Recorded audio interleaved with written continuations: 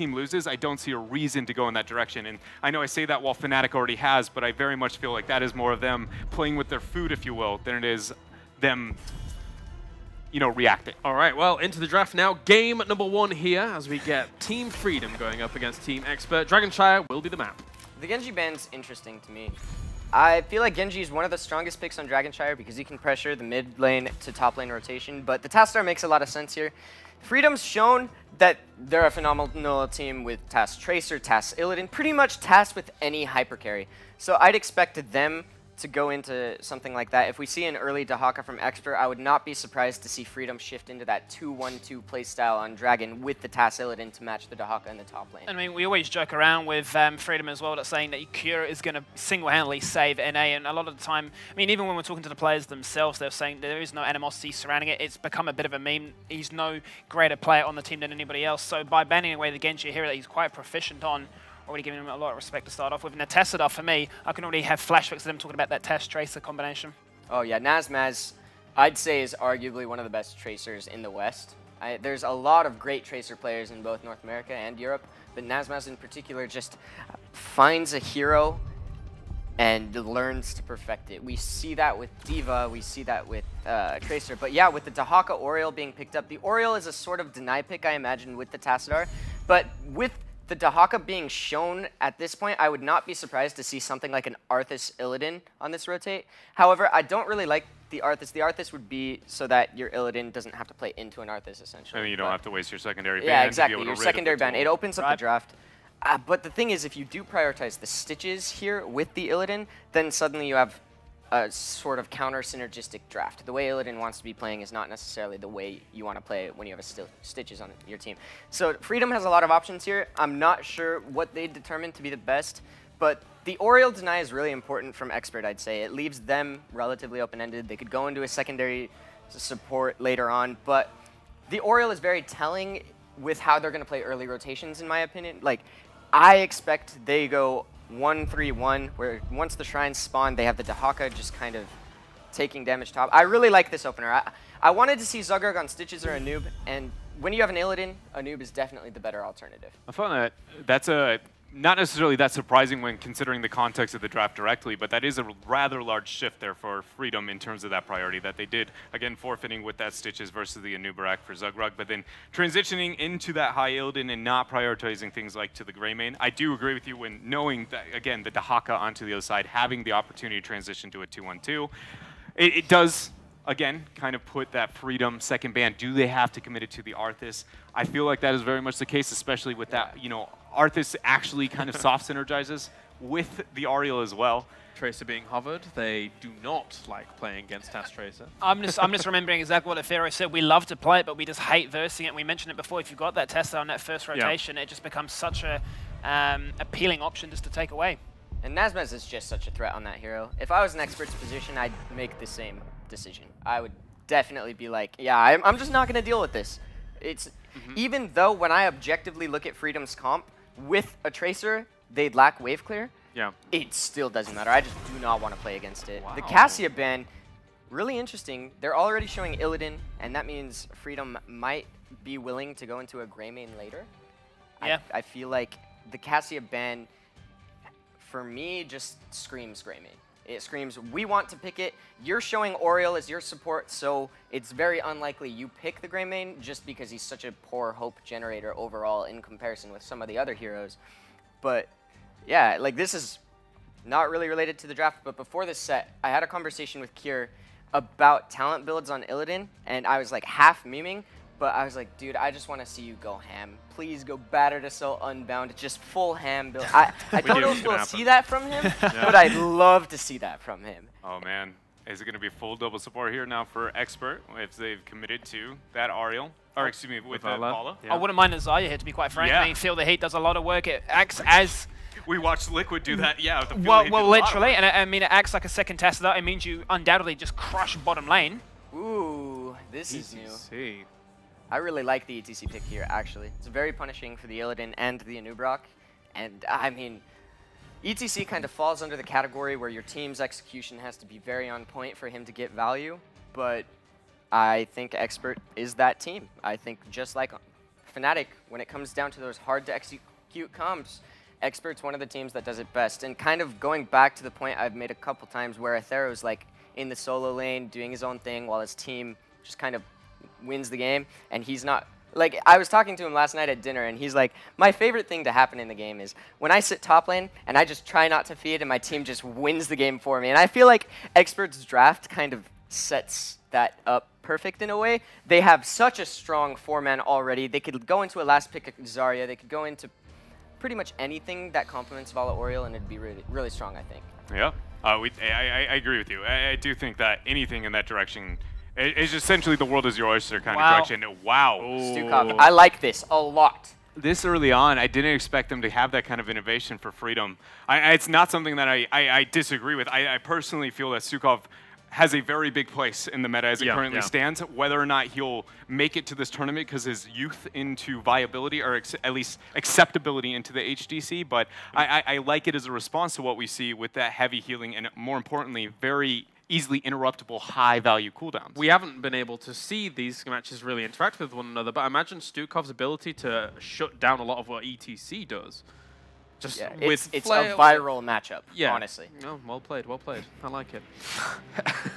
Thinking last pick here for Team Expert, what do we think? I'm still gunning for Zarya personally. I mean, when we're looking on the flip side of Freedom, I thought, yeah, Greymane was a given. I thought this was going to be Rhaegar. They've innovated and gone with the Stukov early on, but I'm still looking at this Zarya pick and just thinking just crush the bot lane and just force Freedom to be the one that have to be proactive, have to force those fights, and have to try and get some value early on. I love the Stukov pick here. I'll be completely honest. Okay, double support. Double support makes a lot of sense because I definitely think Freedom's going to set up the map in a 2-1-2 format where they have Illidan Task pressuring top, Greymane Stukov pressuring bottom, and when Greymane can safely rotate to mid, he'll help a noob there. But with that sort of lane format, having the secondary global on Expert's side of things helps a lot because you can leave the Oriole Vala bot lane, and suddenly when Freedom is committing extra resources down to the bot lane to stop the siege, Brightwing can either shift down or shift up to help the Dahaka in the 2v2. I think Brightwing's a smart pick, but overall, I really do like the Stukov pick from Freedom. Stukov, is one of his weaknesses is heroes get bursted, right? Yeah. And he doesn't really have the best damage mitigation or burst healing on demand that a hero like an Uther or a Rhaegar would. But because of the Tassadar enabling heroes not to get one-shot necessarily, Stukov gains a lot of value. And Stukov has a very good matchup into Oriole Vala, I think, as well as ETC. Right. All right, well, I'm getting word that we are ready to go over to the commentary team for our first game here. So without further ado, let's head to game number 1 here for the Western Clash between Team Freedom and Team Expert. Caleres, we are very excited to see this. It's going to be Europe versus North America, round 2. I am very pumped. Grubby, how about you? Yeah, it's looking good. It's one of the more balanced drafts that I've seen so far, with teams whose level is closer than I think we've seen so far as well. So I think it's going to be one of the best matches of the day. It's going to be a very exciting one. I know in the top lane, it's where I'm going to be watching a lot of the action for both of our teams. Athuro has been dominant. He's only second to Wubby, in my opinion, in Europe when it comes to controlling those top lanes. Very strong top laner, which has allowed for his 4-man to be very effective. But you mentioned it, the balance seems to be very nice here. Team Freedom can answer back. They got great wave clear. They have Illidan in the mix. Yeah, every time that I go over one of these drafts and I say, all right, this is a really big problem for the other team, then I say, oh, okay, you know, if they execute it well, they can use this and that tool to counter it, and we'll delve into that a little bit more later, Trixler. Well, let's go ahead and hop on into it. Here on the left side, in the blue, it will be Expert. Bad Benny playing ETC, ADRD on Oriole, Nick on Vala, Athuro on Dahaka, and Curson playing Brightwing. And on the other side of the Dragonshire, it's going to be Zagrug on the Nubarak, Dainsky on Tassadar, Nazmaz on Greymane, Cure on Illidan, and Collusion on Stukov. It's Team Freedom. That's right, and Stukov will be one that will be keeping an eye on, but also Illidan there, Cure playing it. How will he handle the Brightwing pressure? Brightwing versus Illidan is always an interesting matchup. That's Polymorphs coming in, you have to be effective with your dives. Luckily for him, he'll have a new Wreck and Greymane to make sure to bolster and help out those fights that do become dives. Yeah, and ever since Brightwing got reworked, where her Pixie Dust gives 30% spell armor, she becomes a valid choice to kind of counter Illidan's The Hunt as well. True. If that is the heroic of choice for Illidan. Put that Pixie Dust on the hunted target and will reduce 30% of the damage that the Hunt will do. Now, I'm going over these drafts as we seem to have a little pause, hopefully not too much of an extension of the technical difficulties, Trixler, but it is what it is.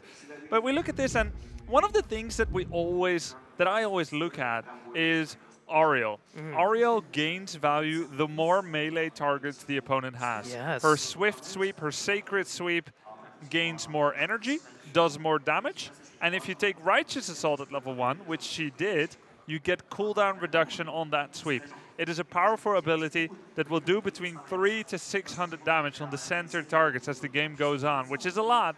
And you get cooldown reduction that can amount to instant resets if you hit 3 targets. So the first thing I do in any draft, if there's an Auriel, how many melee does the opponent have? And it's 3.5. Wow. Stukov, Illidan, Anub'arak, and sometimes Greymane. Sure. That's a pretty good deal for Auriel.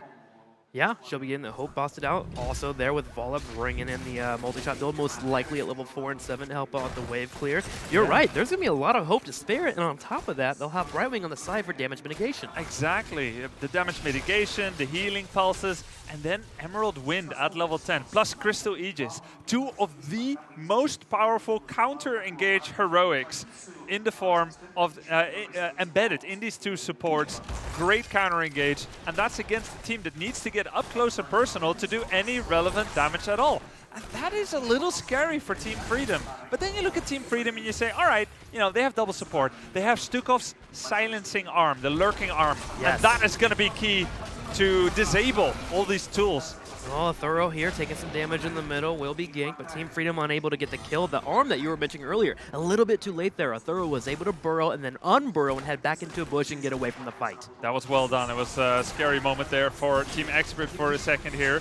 As interestingly, Team Expert has completely removed standard rotations that you might expect on the ladder in most competitive games. It's not the Haka solo top. We have a Valla Auriel at the top. And, you know, usually Valla Auriel, it's something that requires more than 2 people to defend. But the same thing can be said for Illidan Tassadar. These combinations of 2 heroes are some of the strongest duo laning combinations in the game. So this is a completely different game of Dragonshire than we usually see. That it is, a 2-on-2 on the top, while Brightwing sits in the bottom with ETC to bolster out and help out in the fight. It's only Greymane and Collusion here for the engage. And in terms of actual numbers, Team Freedom will win that bottom lane, but Brightwing just plays safe. Ever needs help, Bad Bunny can rotate in and help out with the fights. As Bad Bunny right now is staying in the middle on the bottom. He's working on that prog rock. He wants to grab the region globes in the middle and the bottom that are grabbed by Dehaka and Brightwing, so you see him rotating often. Yeah, Prog Rock, not as crazy as it used to be half a year ago. It's got nerfed a little bit, but that's still 20 globes, start giving extra healing pulses to everyone around him in a short vicinity there. Sure. So together with Auriel and Brightwing, he's going to be giving extra healing. Which will be great. The stain from Illidan, the damage that comes in over time, will be out-healed there. You'll have Greymane cocktails that you will have to heal out. So having 3 sources of healing coming from Expert will be great in that regard. Now, looking over to Team Freedom, it's about control for them here. They're on their way towards level 10, working on grabbing mercenary camps, which they should do. With Valla and Auriel being in the top lane, they will apply a lot of pressure to these turrets, but that does open up Greymane to go by himself and grab mercenaries. And they should be doing it as often as possible just to make sure that they're putting pressure on their opponents in different lanes. And they haven't done that much damage yet with Valla Auriel. This is a win for Team Freedom. Whenever you attribute someone to get a camp and you don't sustain structural damage, that's a big advantage. Bad Bunny couldn't find anything in the top lane.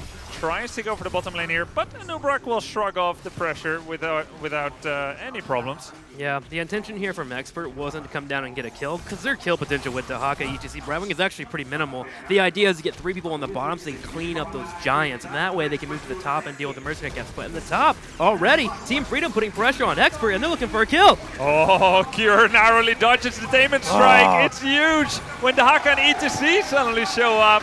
That's a double kill. Bad Bunny reading that gank, coming in for the counter gank right away, able to help out the team, and Team Freedom will lose 2 members while Experts gets the first 2 kills of the game. Now, there is no Dragon quite available for our teams, as in the bottom is still controlled. Remember, Dehaka did rotate up, but that's still a nice moment for Team Expert, getting a couple kills, and they also deal with the Merc pressure that came their way. Yeah, exactly. That's the key, really. Anytime you have those mercenary camps pushing in, it's worth it to rotate, give up a little bit of XP. But as always, whenever you leave 2 lanes before level 10, you have to make it work within 5 seconds of that movement. If you don't, you gotta go back or the sacrifice will be too great. So execution will be key, and that's the name of the game with ETC. As the analyst said, you gotta be very decisive, very precise, and Expert so far has lived up to those stringent demands. Here we have some pressure in the middle, but with Team Expert bringing in Bala, they can apply some pressure too. Here, he should be able to get out, especially with the silence, but a Thorough wanting to get in. He gets a big drag here. They turn around and focus down Cure, and Cure will explode. The second time Cure moves in, tries to get a kill. The counterattack against him was effective, and Team Expert once again shrugs off that pressure. And they're now going to channel those double lasers, and they will set up to try and take the first Dragonite of the game. It's 5 minutes 30 and counting. Zoning out is effective. Gerson gets the Dragonite, and they'll start hammering on some towers. Expert is just looking clean right now. And the best part about this Dragon as they hammer on the towers is they move to 10 quickly here. They get the turret in the middle already. They'll be working on that bottom lane too with Bala and Ariel as they made a massive rotation. And getting that 10 allows them to maneuver fast throughout the map. Start working pressure on Team Freedom in particular and break down some forts. And you know, if Illidan had been solo lane top against solo Dahaka, he might have had a good matchup. You know, yeah. This is probably what he's experienced with, what he's hoping for. But Team Expert removed all rotational expectations, has made Illidan part of a 5-man game rather than a one-on-one. And that's not very comfortable for Illidan. Illidan generally doesn't kick into full gears until level 10. Yeah. Metamorphosis, the Hunt, whatever the heroic you choose, he has never been a good early game hero. And Team Expert has made that an untenable position for Team Freedom, and they've forced him to fight. And Cure maybe didn't show the level of patience that he would have needed to show, and he got punished. And look at the results here. Team Expert grab 6 towers. They break them all down, the top, middle, and bottom. It's all a nice experience. You see the advantage on the score screen here, 11 to 10 already.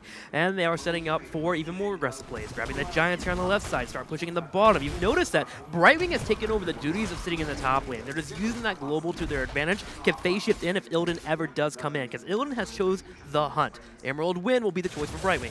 Yep. So that is a nice use of Brightwing.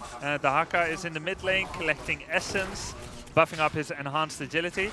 And something that Team Freedom has been doing well is getting mercenary camps. And now starting to make sure that their Siege Giants win out against those of Team Expert.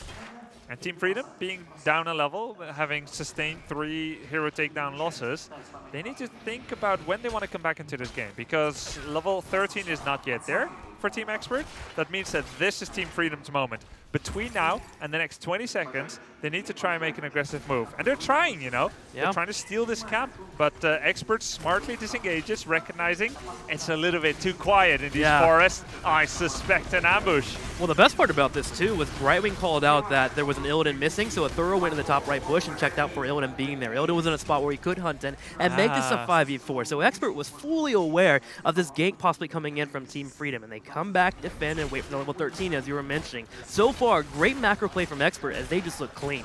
But I like what Freedom did too, you know? Taking that possibility, that opportunity, means that they got to steal the camp.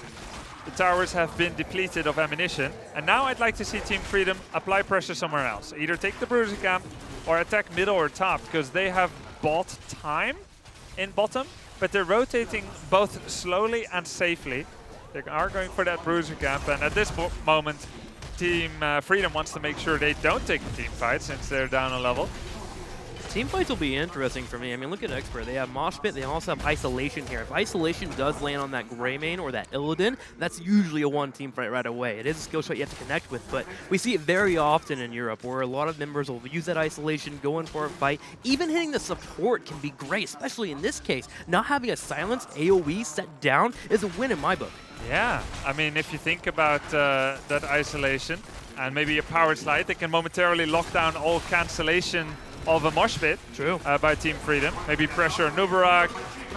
In the meantime, Illidan goes down again.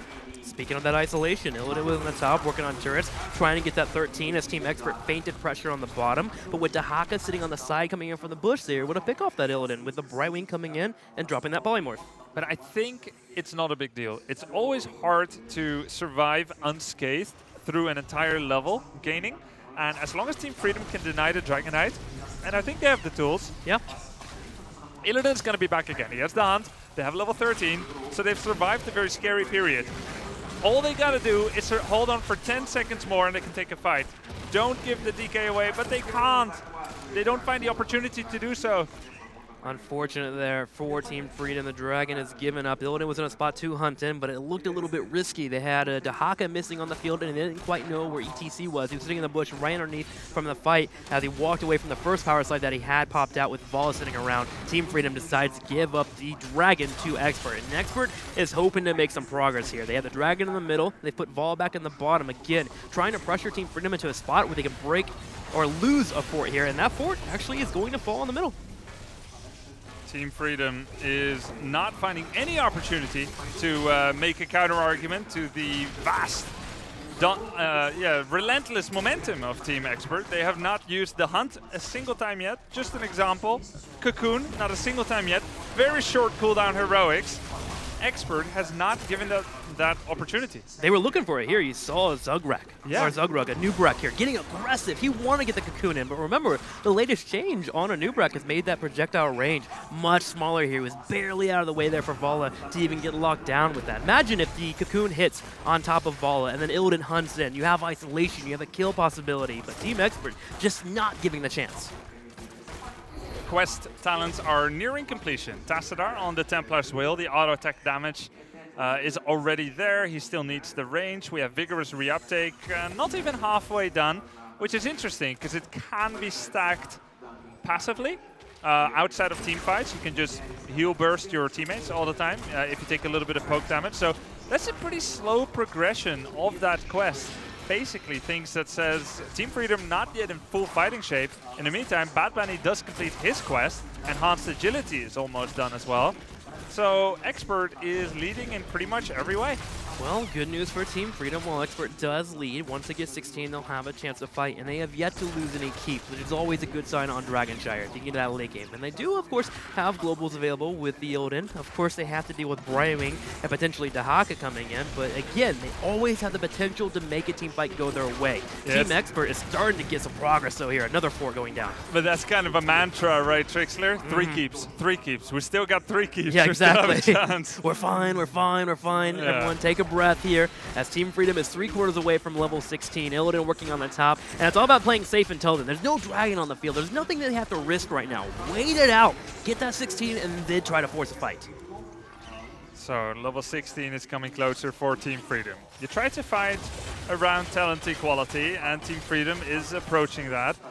But at this point, they're not really finding opportunities to have an aggressive move.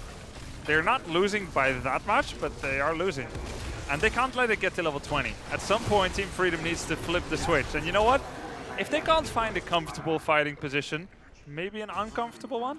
Yeah, there's always the idea of hunting into a fight and then having the Nubrak Burrow charge in. It's a bit high risk, high reward, and there are a lot of tools for Team Expert. But sometimes in the game, you have to go for those high risk, high reward plays, especially when you feel like your early to mid game has not gone so well. So I agree with you. I like to see something from Team Freedom. At some point, an all-in call is going to be necessary. Yeah, and I don't see Team Freedom as having the 5 heroes that scale the best to level 20. Nubrak and Tassadar are fantastic at level 20. Greymane gets significant benefits, but Illidan, Stukov, not per se. Sure. You know, not for aggressive team fights. It's mostly survivability tools that they get. Whereas Vala reaches insane status. Brightwing, Ariel, Shield of Hope. Oh gosh. These are like amazing. So it's not really good for Team Freedom to play as passive as they are. I'm all for slow, safe gameplay if you are the Nazeebo team, the Lunara team, but it's not really good for Team Freedom. They gotta make something happen, and I'm not sure they fully appreciate that it's not gonna get any better. Well, they're working on it now. Illidan's in a spot where he can hunt in. They're trying to bait Nick forward here. Get him to put a little bit more damage on them than like. Finally, there we go. Does come off. That's it. Let's see, where's the hunt at? Not quite up yet. It looks like they want to maybe dive the ball. The sound does come out, but the instant age is from ADRD. Oh, the knockback. Oh! They get Vala. Successful move. Team Freedom's first attack successful. Getting the Vala. Illidan goes down though. Zugrug caught as well. Auto attack, ADRD coming in there with that Ariel. At the same time, Greymane on the back line will be Polymorph, the Unstable Anomaly helping out. Bad Benny also trying to be around here for that Greymane. A Thorough will come up and help clean the fight. A lot was used in that Vala, and Team Expert when he answers back. Navis will dance for a second, but finally does fall. All right, so that was, that's a pretty cool combo. Cocoon into the silence, blowing up Vala, but it wasn't quite there after that. I don't know if it was it overextension or was it just the necessary resulting position after making that aggressive move that Illidan and Anub'arak couldn't get out? Yeah, they took a lot of damage there. The Emerald Wind in particular hit 3 members when it came off, putting them against the wall. 2 procs were able to put a decent amount of damage on that Illidan. He went down to about half health there, and then from there, we saw the follow-ups from Dehaka bringing those auto attacks. And then, of course, Brightwing and Ariel, while not the scariest heroes in 1v1, still with that 2-on-1, they were able to kill off Illidan and seemed to snowball heavily from there. Yeah, I almost feel like Brightwing is the most persuasive anti-engage tool here on the side of Team Expert. Maybe a Cocoon on Brightwing, and then, yeah, something like that. But I mean, it's always going to be difficult. There's many layers of defense here for Team Expert. Team Freedom has their work cut out for them. The 3-keep mantra can no longer be said. Two keeps. Let's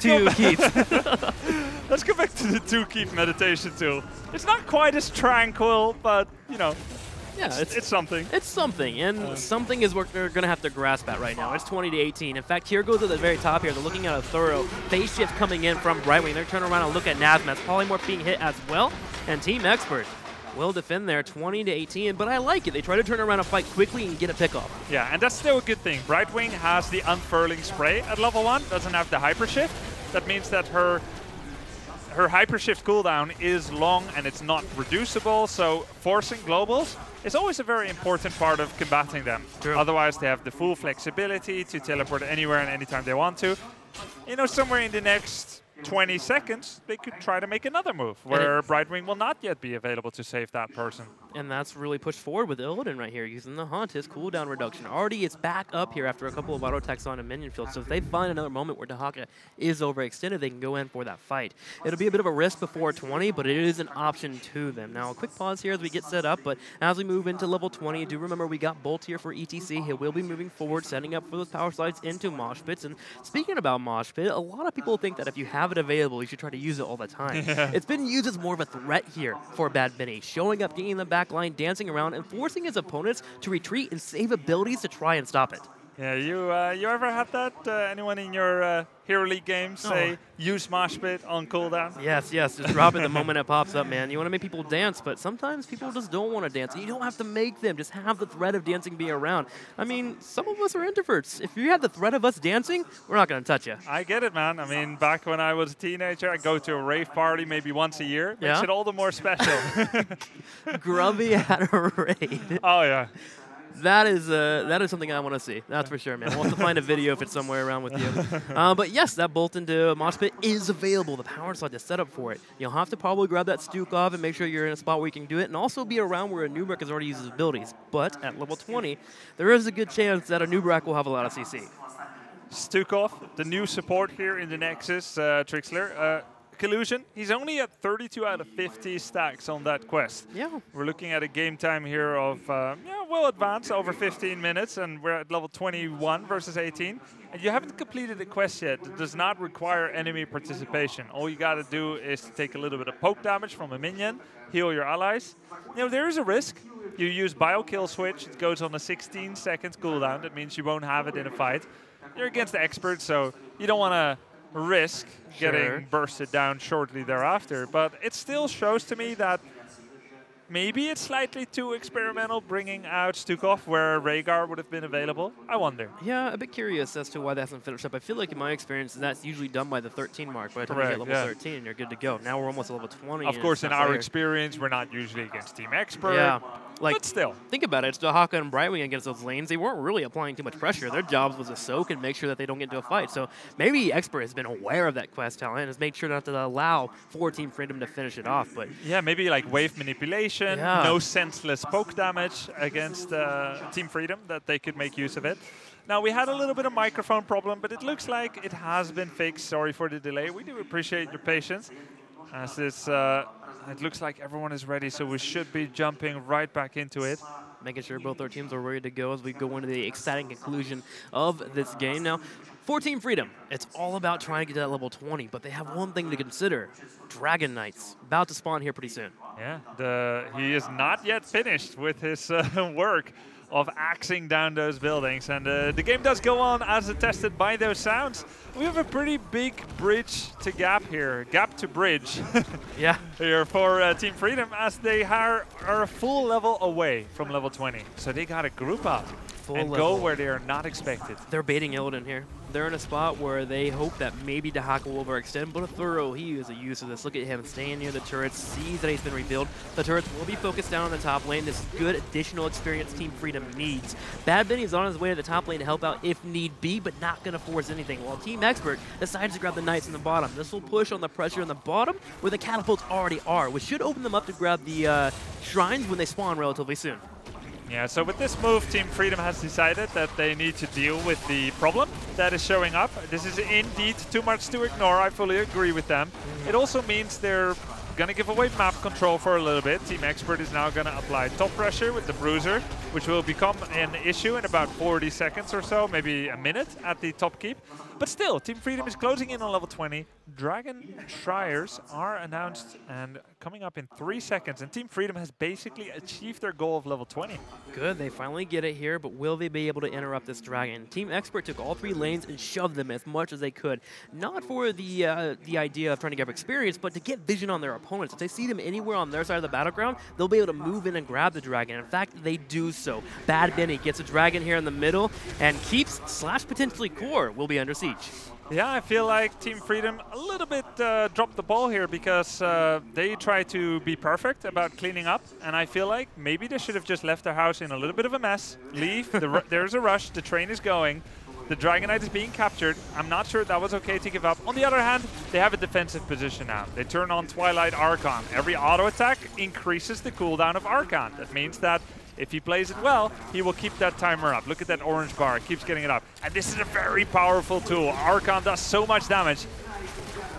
Dansky will be on the side here, keeps his hit. The hunt does go in. We're diving in, looking at Curson. He will drop off the Emerald Wind. Zugrug will get split. He gets the Tainment Strike, and he gets focused. Team Expert gets the kill. Yeah, Nubrak just gets completely demolished. Didn't even use Cocoon.